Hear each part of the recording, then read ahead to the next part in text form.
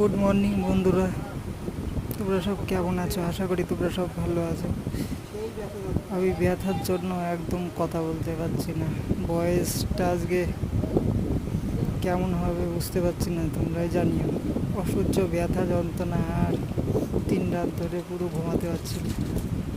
দিনে কি রাতে কি, সকালবেলাও ঘুমাতে পারছি না, দিনেও ঘুমাতে পারছি না, রাতেও না।